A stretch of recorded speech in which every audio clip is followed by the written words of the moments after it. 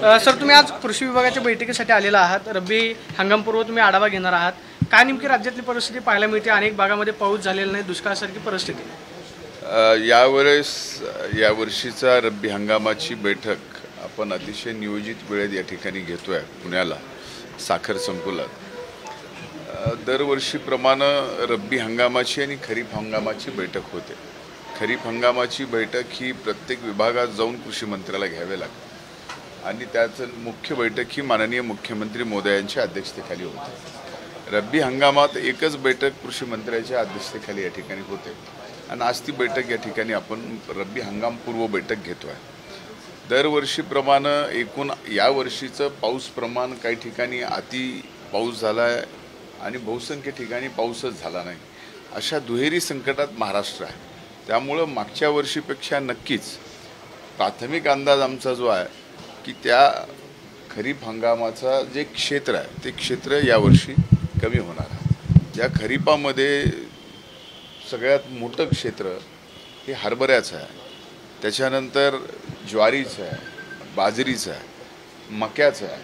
हे क्षेत्र मोठ्या प्रमाणामध्ये खरीप रब्बीचं जे आहे ते कमी झाल्याचं यावर्षी एक प्राथमिक अंदाज आहे. पण पूर्णतः आढावा बैठकीत घेतल्याशिवाय आणि सर्व माननीय अधिकाऱ्यांच्याकडून माहिती आल्याशिवाय या बाबतीमधला पूर्ण खुलासा होणं आत्ता या क्षणाला शक्य नाही. राज्यातल्या काही जिल्ह्यांमध्ये दुष्काळाची परिस्थिती आहे. शेतकरी म्हणतात की राज्य सरकारनं दुष्काळ जाहीर करावा. काही जिल्ह्यांमध्ये मोठ्या प्रमाणावरती पाऊस झाला आहे, मात्र निकष कसे लावणार, त्यांच्यापर्यंत मदत कशी पोहोचणार? कारण याआधी पावसानं सुद्धा अनेक शेतकऱ्यांची पिकं वाहून गेली. दोन गोष्टी स्पष्ट आहेत की यावेळेस पहिल्यांदा मी राज्याचा कृषी मंत्री म्हणून सर्व महाराष्ट्रातल्या शेतकऱ्यांच्या वतीनं राज्य सरकारचं, माननीय एकनाथरावजी शिंदे साहेबांचं, माननीय देवेंद्र फडणवीस साहेबांचं, माननीय अजितदादा पवार साहेबांचे आणि मंत्रिमंडळातील आमच्या सर्व सहकाऱ्यांचे आभार मानतो की 1 रुपयाची पीक विमा योजना यावर्षी आपण या राज्यात आणली आणि देशात सर्वाधिक पीक विमा 1,70,00,000 शेतकऱ्यांनी या ठिकाणी महाराष्ट्रात भरला.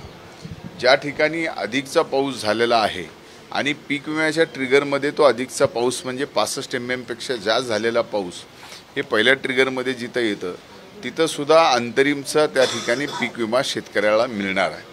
आणि ज्या ठिकाणी सलग 21 दिवस पावसाचा खंड पडला आहे, पाऊसच पडला नाही, अशा ठिकाणीसुद्धा पहिल्या ट्रिगरमध्ये त्या ठिकाणी अंतरिमसाठी ती शेतकरीसुद्धा या लाभास पात्र ठरणार आहे.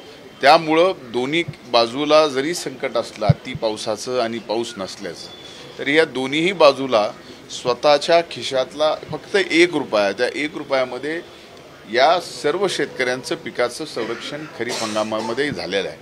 तसंच 31 डिसेंबरपर्यंतची मुदत आपल्या रब्बी हंगामाच्या 1 रुपयाच्या पीक विमा योजनेची सुद्धा आहे. माझी आजच्या आपल्या माध्यमातून शेतकऱ्याला विनंती आहे की आपण जी काय रब्बीचे पिकं घेणार आहोत त्यामध्ये सुद्धा या 1 रुपया पीक विम्याचा आपण लाभ या ठिकाणी घेतला पाहिजे. 1 रुपयाचा पीक विमा भरला पाहिजे.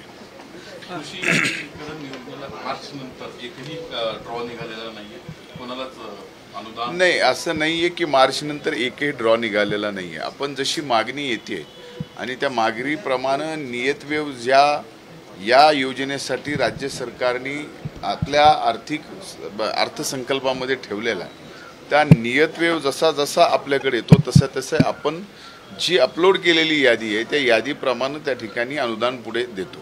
त्यामुळे ड्रॉ निघायचा विषयच नाही. मी ज्यावेळेस मंत्री झालो, जबाबदारी घेतली, त्याच दिवशी मी सांगितलं की मागल त्याला यांत्रिकीकरणाच्या बाबतीत ड्रॉ काढावाच लागतो, पण शेततळ्याच्या बाबतीमध्ये आणि ठिबकच्या बाबतीमध्ये ड्रॉ पद्धत ही पूर्ण का मागल त्याला शेततळ आणि मागल त्याला ड्रीप हा जे उपक्रम आहे त्याच्यासाठी ड्रॉ नाही, पण यांत्रिकीकरणामध्ये ड्रॉ काढावा लागतो.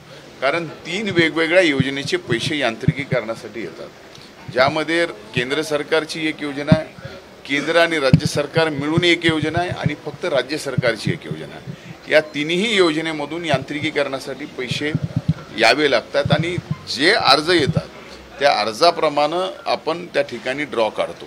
आणि ड्रॉ काढण्याची पद्धत ही आजची नाही, अनेक दिवसापासूनची. मार्चच्या नंतर ड्रॉ निघालेलं नाही ही जे आपण विचारलेला प्रश्न आहे याची मला माहिती घेऊन आपल्याला सांगावं लागेल. पण माझ्या माहितीने मी कालच या ठिकाणी बीडमध्ये 212 शेतकऱ्यांना यांत्रिकीकरणाचं वाटप केलेलं आहे. आता ते जर मार्च नंतर आपण म्हणत असाल तर ते ड्रॉ मार्चच्या नंतर निघालेला आहे. त्यामुळे मला असं एका जिल्ह्याचं उदाहरण असं आहे की मार्चच्या नंतर सुद्धा ड्रॉ निघाला आहे, पण संबंध राज्याच्या बाबतीत वेगवेगळ्या जिल्ह्याचे ड्रॉ कधी निघालेत याची पूर्ण माहिती घेऊन आपल्याला मला सांगता येईल. किती बजेट ठेवलेलं आहे आपण? मला आता अंदाज नाही, पण आपण यावेळेस मागच्या वर्षीपेक्षा अधिकचं बजेट यांत्रिकीकरणासाठी ठेवलंय. कारण 3 योजना आहेत. मी सुरुवातीला सांगितलं की केंद्रची एक यांत्रिकीकरणाची योजना आहे जी राष्ट्रीय कृषी विकासमधून येते, दुसरी केंद्र आणि राज्य सरकार मिळून एक योजना आहे आणि तिसरी राज्य सरकारची योजना आहे. बजेटची अडचण नाही. ज्या प्रमाणामध्ये या ठिकाणी मागणी येईल त्या प्रमाणामध्ये ड्रॉ काढून शेवटी त्याची इलिजिबिलिटी त्या लाभार्थ्याचे पूर्ण याच्या अगोदर त्यांनी यांत्रिकीकरण घेतलेलं नाही ना, ह्या सगळ्या गोष्टी तपासणं यासाठी हा ड्रॉ आहे. म्हणून त्या गोष्टीसाठी त्या तपासून जेवढे अर्ज येतील त्यांना यांत्रिकीकरणासाठी 1 रुपया सुद्धा कमी पडणार नाही, हे मात्र निश्चित आपल्याला या ठिकाणी सांगतो. राज्यात आज पुन्हा एक सुनावणी पुढे ढकलली दिल्लीतली. सातत्याने होते, विरोधक आरोप करतात की दिवस ढकलेच कमी.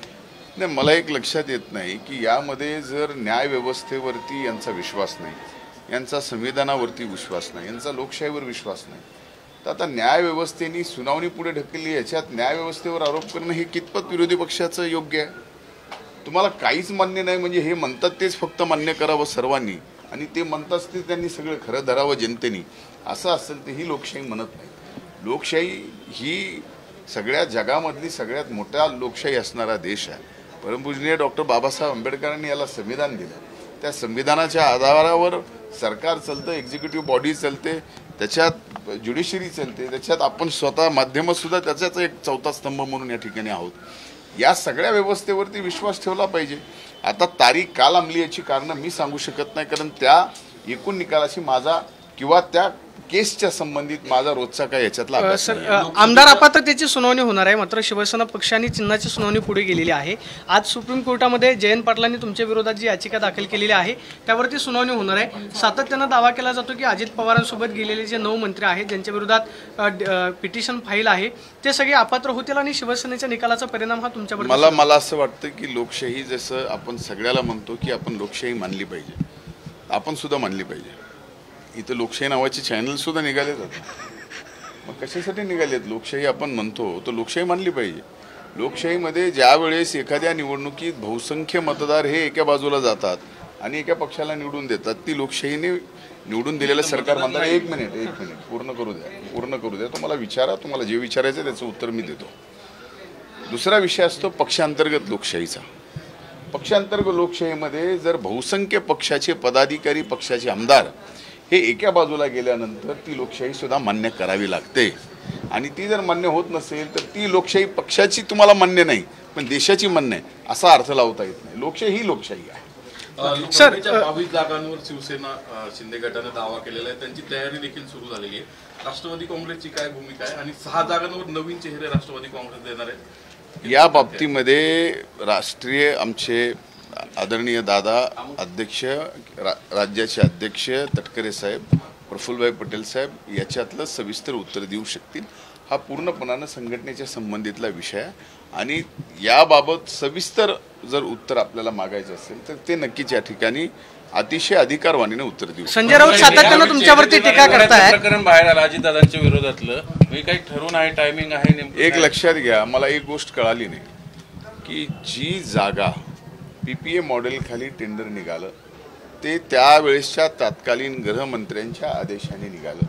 त्यावेळेस दादा फक्त या जिल्ह्याचे पालकमंत्री होते.